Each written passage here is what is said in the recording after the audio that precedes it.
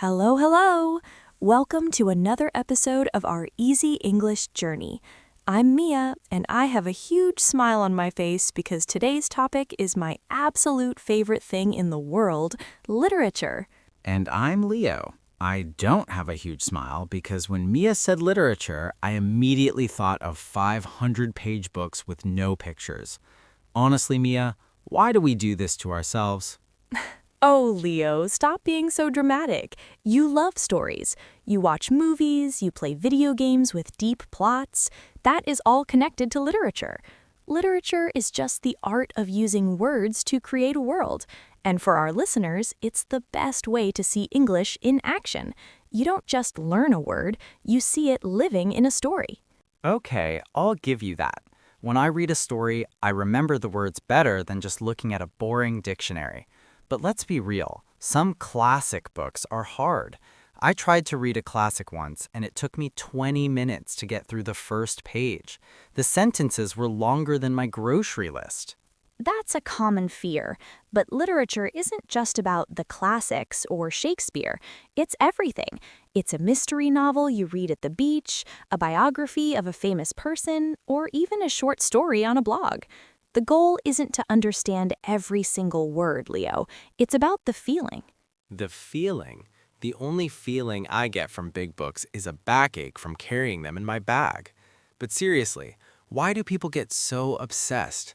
Why is a book like Sherlock Holmes still famous after more than 100 years? Because of the hook, Leo. A good piece of literature grabs your attention. It creates a character that feels like a real friend. Think about it. Sherlock isn't just a detective, he's an icon. People feel like they know him. That's the power of writing. You can live 1,000 lives through books. 1,000 lives? I'm struggling to live my one life correctly. But okay, I see your point. If I read a book about a guy traveling through space, I'm basically an astronaut for an hour. Exactly. And it builds empathy. You understand people who are different from you. For our friends listening, reading in English helps them think in English. You stop translating apple to Elma, and you start seeing the red, juicy fruit in your mind because the story described it so well. I'm getting hungry now. But Mia, if I'm a beginner, shouldn't I stay away from literature? It sounds intimidating, like a final boss in a video game. Not at all. You start small. Graded readers, children's stories, or even easy English podcasts like this one are forms of literature. It's about the habit. So if I read the back of a cereal box, is that literature? If it has a plot, a climax, and a character arc for the cornflakes, then sure, why not? But today, we're going to look at why humans have this weird need to tell stories. Why did we go from drawing on cave walls to writing novels? Probably because cave walls didn't have enough space for sequels. Cave Drawing 2, The Return of the Mammoth. You're not wrong. We always want more. We want to know what happens next. That's the engine of literature. And in this series, we're going to explore different genres, how to choose the right book, and how to talk about your favorites without sounding like a boring professor. I like that. No boring professors. Just me, you, and some stories that hopefully won't make me fall asleep on my microphone. Okay, Mia, I'm listening. I'm trying to be a literary guy. But I have a big question. What is more important? A cool story where things blow up and ninjas jump from buildings, or a story about someone's feelings? Because for me, if nothing happens, I'm out. The classic debate, plot versus character. In English, we call the what happens part the plot, and the who it happens to part is the character development. Most people, like you, Leo, love a plot-driven story. You want pace, action, and twists. Exactly. I want to wonder who is the killer, or will the hero save the world in 5 seconds? If a book spends 10 pages describing a tree, I'm going to use that book as a pillow. I understand, but think about this. Why do you care if the hero saves the world? You care because you like the hero. That's character. If the character is boring, the most exciting plot feels empty. For example, think about Harry Potter. Is it just about magic sticks? No, it's about a lonely boy finding a family. Okay, you got me there. Harry is a relatable guy. Even if I can't do magic, I know what it feels like to want to belong somewhere. So you're saying a good book needs both? Precisely. For our English learners, plot-driven books like thrillers or mysteries are actually amazing because they make you want to turn the page. You learn words like clue, suspect, suspense, and mystery without even trying because you are desperate to know the ending. Desperate to know the ending. That's me every time I order pizza, Mia. But seriously, when I read in English, I feel like I focus so much on the words that I lose the plot. It's like looking at the trees and missing the forest. That's a great idiom, missing the forest for the trees. My advice, don't stop for every word.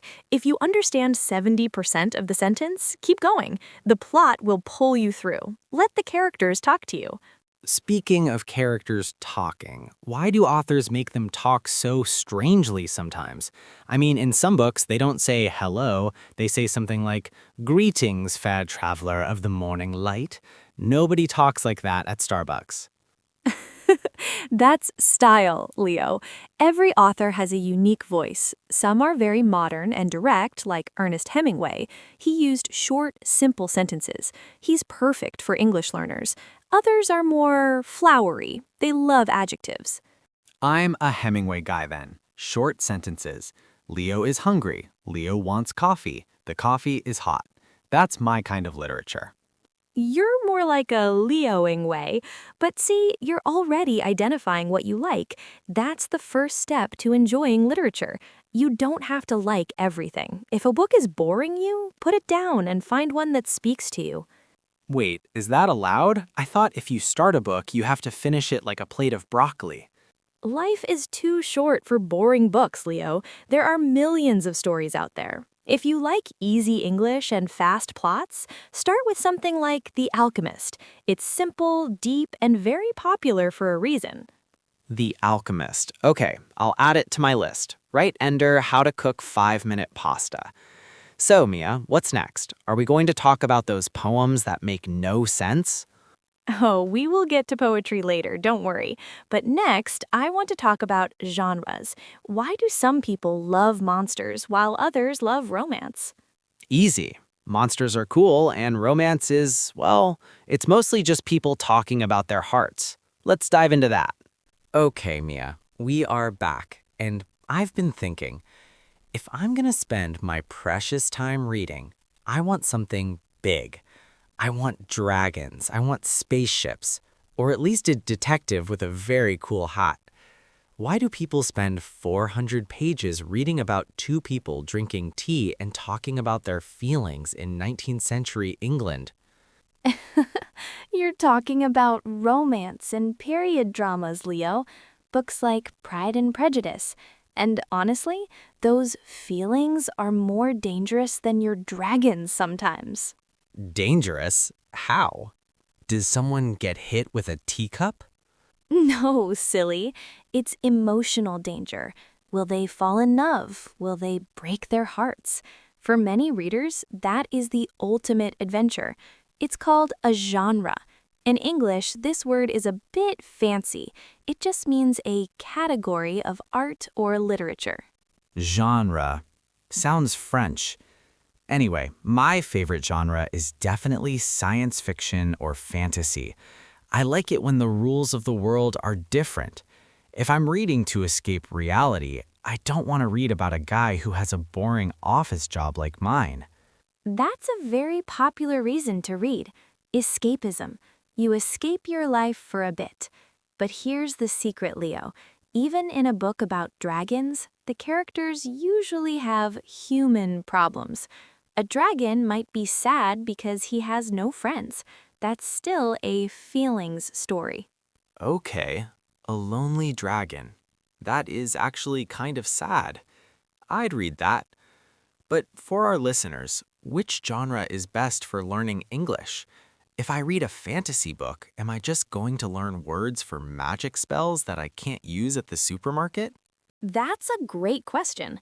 If you're a beginner, contemporary fiction, books set in the modern world is usually best. Why? Because the characters use everyday English. They talk about computers, coffee, work, and relationships. You learn the vocabulary you actually need. That makes sense. The wizard cast a fireball isn't very helpful when I'm trying to ask for a refund on my internet bill. Exactly. But don't ignore crime and mystery. Those are amazing for learners because they use a lot of logic words. Therefore, however, because, consequently, you become a detective of the English language. I like that. Detective Leo on the case. I'll find the missing verb. But what about nonfiction? Biographies or history books. Is that literature too? Absolutely. Some of the most beautiful writing is in memoirs, where people write about their own lives. It's personal, it's real, and it's usually written in a very direct, I did this, I felt that style. It's perfect for practice. I should write a memoir. It would be called The Man, the Myth, the Sandwich. It would be a bestseller in the food and laziness genre. I'd buy 10 copies, Leo. But seriously, the point of genres is that there is a home for everyone. If you hate horror, you can read comedy. If you hate history, you can read about the future. So literature is basically a giant buffet, and I've been complaining because I only looked at the salad section? Exactly. And you've been missing the steak in the chocolate cake. But wait, we can't talk about genres without talking about the scary stuff, the stuff they make you analyze in university. Oh no. Are you talking about symbolism? Yes, the deep meaning. But don't worry, we're going to make it simple. Okay, Mia, we need to talk. I remember this from school. The teacher would point at a sentence like, "The curtains were blue," and say it represents the character's deep sadness and their soul's connection to the ocean. And I'm sitting there thinking, maybe the author just liked blue? Maybe blue curtains were on sale? The blue curtain syndrome. It's a classic joke in the literary world. And honestly, Leo, sometimes you're right. Sometimes a cigar is just a cigar. But symbolism is like a secret code between the author and the reader. It's a way to say something big without using big words. A secret code? I like codes, like James Bond. A little bit. Think about a storm. In a book, if a character is walking and a huge storm starts, is it just bad weather? Usually no. It represents conflict or inner turmoil. The weather matches the character's feelings. It's a visual way to explain an emotion in English. Okay, that I can understand. If I'm angry and I slam the door didn't do anything wrong, but the sound tells you I'm mad. So the storm is like the author slamming a giant weather door. Exactly. See, you're a natural critic. For our listeners, learning these symbols is like getting a level up in English. You start to see that words have layers, like an onion or a cake. I prefer the cake analogy. Layers of delicious meaning. But Mia, isn't it exhausting? Can't I just read a story for the story? Why do I have to look for clues? You don't have to. That's the beauty of literature. You can enjoy the cake just for the taste. But if you look closer, you might find a hidden flavor. For example, in many stories, spring represents a new beginning or birth, while winter represents old age or death. Okay, so if a character is walking through a snowy forest in December, I should probably check if they have health insurance. Exactly, you're getting the hang of it. In English literature, colors are huge too. Red for passion or danger, green for envy or nature, and white for purity or sometimes for emptiness. What about gold? If everything is gold, does it mean I'm going to be rich? Usually it represents greed or something that looks good but is actually rotten inside. Remember the phrase, all that glitters is not gold? That's literature teaching us a life lesson. Wow, so books are basically like those long advice messages my grandma sends me, but with more dragons and better grammar. In a way, yes. Literature is the storage room of human wisdom. Authors take their life experiences and hide them in stories. When you read, you're not just learning English, you're learning how to be human. You're learning about themes. Themes. That sounds like another fancy word. Is that like a phone theme? Kind of. A theme is the main idea, like love, war, justice, or betrayal. If you can identify the theme, you can talk about the book with anyone in the world. It's the universal language. So, if I say this book is about the struggle between man and nature, do I sound smart?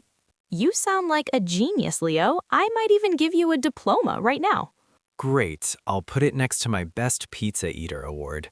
But seriously, Mia, all this talk about meaning is making me actually want to write something. Does literature have to be serious? Absolutely not. Some of the greatest literature is hilarious, and that's what we're going to talk about next, humor and the modern world of stories. Okay, Mia, we've talked about storms, blue curtains, and feelings. But let's be honest, some of my favorite literature is actually stuff that makes me laugh.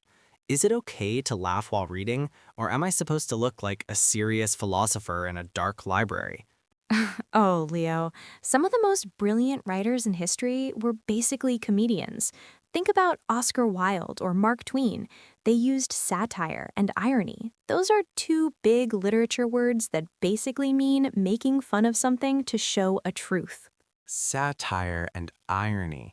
I use those every day, like when I say, oh great, another rainstorm, when I'm actually annoyed. Is that literature? That's sarcasm, which is like the little brother of irony. In English literature, humor is a tool. If you can make someone laugh, you can make them listen to your message. Modern books, like The Hitchhiker's Guide to the Universe, use humor to talk about the meaning of the universe. I love that book. Don't panic. That's my life motto. It's funny, but it also makes you think. Is it easy for English learners, though? Sometimes jokes are hard to understand in another language. You're right. Humor is the final level of language learning. To understand a joke, you need to understand the culture. But that's why it's so rewarding. When you finally laugh at a joke in an English book, it means you're not just translating, you're thinking like a native speaker. That's a huge aha moment. I remember the first time I understood a pun in English. I felt like I had won the Olympics. Exactly. And modern literature is so diverse now. We have graphic novels and audiobooks. Leo, do you think listening to a book counts as reading? Of course. I mean, we are doing a podcast right now. We are telling a story with our voices. If I listen to a 20-hour audiobook, I still know the characters, the plot, and the blue curtains, right? I agree. Audiobooks are fantastic for easy English practice. You hear the pronunciation, the emotion, and the rhythm of the language. It brings the literature to life. It's like a movie for your ears. A movie for my ears. I like that. No popcorn mess on the floor. But Mia, what about the internet? People write stories on Twitter, on blogs, on Wattpad. Is that literature, or is it just stuff people write? It's a new frontier. Literature is always changing. 200 years ago, novels were considered trashy and low class. People thought only poetry was real art. Now, novels are classics. Maybe in 50 years, a famous Twitter thread will be studied in schools. Teacher, what did the author mean by this crying face emoji? You never know. The point is, literature isn't a museum. It's a living thing. It's in the songs you listen to, the scripts of your favorite shows, and the stories you tell your friends at dinner. So I've been surrounded by literature my whole life and I didn't even know it? I feel like a secret scholar. You are, Leo. We all are. But before we finish this journey, we have to talk about the most important part. How do our listeners start their own literary adventure? How do they find the one book that changes everything? Oh, the magic book search. Let's do it. I'm ready for the final secrets. Mia, I have to admit, I came into this studio thinking literature was just a dusty old room full of bored people. But now, I feel like I've been given a key to a secret club. Welcome to the club, Leo. It's the biggest club in the world, and the best part, the membership fee is just a little bit of curiosity. So, for our friends listening, those who are maybe a bit scared of picking up a book in English, what is the Leo and Mia master plan for them? Step 1, the interest rule. Don't read what people tell you to read. Read what you love. If you love football, read a biography of Messi. If you love cooking, read a narrative cookbook. If the topic interests you, the English will follow.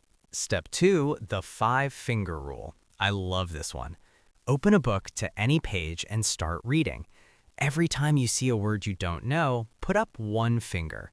If you get to 5 fingers before the end of the page, that book might be too hard for right now. If it's 1 or 2 fingers, it's perfect. That's a brilliant tip, Leo. Step 3, be social. Literature is meant to be shared. Join a book club online or just talk to a friend about a story you liked. Even saying, I liked this character because he was funny, is great English practice. And step 4, my favorite, audio is king. If your eyes are tired, use your ears. Listen to the story while you're walking the dog or doing the dishes. It turns a boring chore into a magical world moment. Exactly. And remember, everyone, literature is not a test. There is no grade A for reading a book. The only goal is to connect with another human mind across time and space. Wow, Mia, that was deep. I think I actually felt a blue curtain moment there. Laughs. But seriously, I think I'm going to go to the bookstore after this. I might even buy something that doesn't have a dragon on the cover. Maybe. Baby steps, Leo, baby steps. Well, that's all the time we have for today's Easy English podcast. Thank you for joining our literary journey. Yeah, thanks for sticking with us. And hey, if you find a book where a ninja fights a philosopher, please send me the title. That's my dream genre. We'll keep an eye out. Until next time, keep reading, keep listening. And keep telling your own story. Bye-bye, everyone. Goodbye.